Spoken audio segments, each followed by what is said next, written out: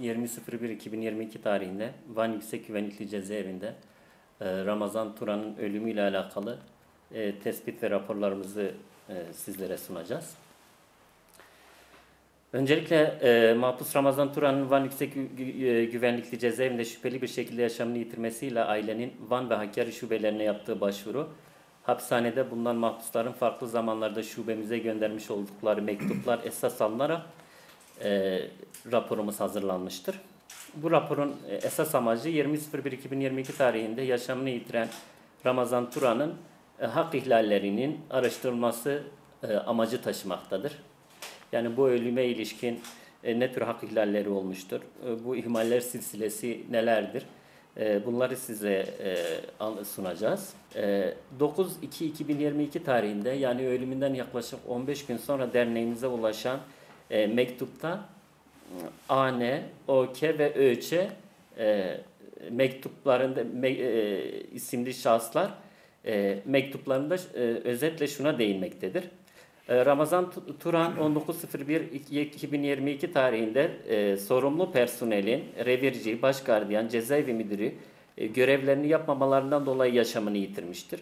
Sabah sayımından 8-10 sayımına kadar onlarca kez Ramazan Turan'ın da oda arkadaşı Uzan Tokay defalarca cezaevi personeline Ramazan Turan'ın sağlık sorununun aciliyetini iletmiş ve yardımcı olmalarını istemiştir. Akşam sayımından sonra başgardiyan ve yanındaki birkaç gardiyan A36 odasına gelmiş, üst katta yatalak olan Ramazan Turan'ı tehditkar bir dille "Bak, hiçbir şeyim yok. Yarın testini yapacağız. Seni hastaneye götürsem hücre alacağım sonra" demiş. Yani burada Ramazan Turan'ın takatinin kalmaması sonucunda ve hücreyi kabul etmesi üzerine acile sevki yapılmıştır. Biz açıkçası şunu gördük. Yani gelen kişinin hekim olup olmadığı bilinmiyor. Mazgaldan, sadece kapı mazgalından içeriye bakıp işte belli ki Covid'sin, yarın gelip testini yapacağız. Tüm bu rahatsızlıklara ve şeylere çok basitçe, keyfi yaklaşılması böylesi bir sonucu meydana getirmiştir. Cezaevlerinde yaşanan hasta mahpusların, daha doğrusu cezaevlerinde uzunca bir dönemdir dile getirdiğimiz, altını çizdiğimiz hak örgütleri olarak hasta mahpuslar, ağır hasta mahpuslar, yaşlı mahpuslar ve sağlığa erişim hakkı konusundaki ihmaller, özensizlikler konusunda önemli bir örnek oluşturuyor. Ramazan Turan'ın da, ki kendisi 70 yaşında, benzer tür ihmaller silsilesi sonucunda yaşamını yitirmesi bunun en son örneği.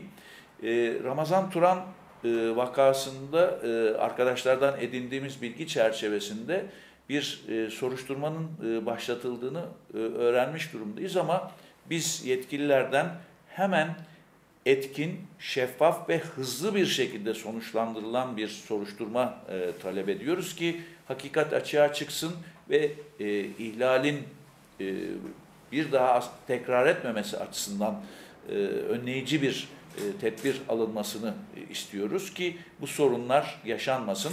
Ama maalesef yaşanıyor çok uzun zamandır. Benzer örnekleri görüyoruz. Bu örneklerden bir tanesi de yakın bir zamanda yine Van'da tutuklanan Hadi Özer, Makbule Özer çifti. Makbule Özer 80 yaşında, Hadi Özer 79 yaşında. Makbule Özer %52 engelli aynı zamanda. Dolayısıyla bu tür sorunlara çok somut önlemlerin alınması gerekiyor.